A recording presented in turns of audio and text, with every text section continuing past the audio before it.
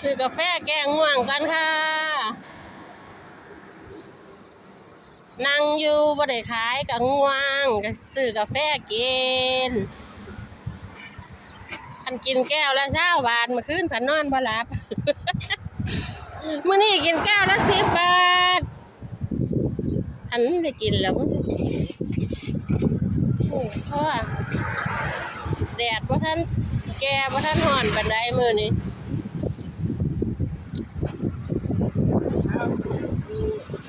แต่ละเจ้าค่ะก็พอดีกินอยู่แต่ว่าเฮาหักเฮาหันใจเฮาบัดบ่สู้มันใจสั่นๆร่างกายเฮาบ่สู้มันที่จริงมันก็พอดีกินนั่นล่ะ20 บาทมันก็พอดีอิ่มเจ้าของหักสู้บ่ไหว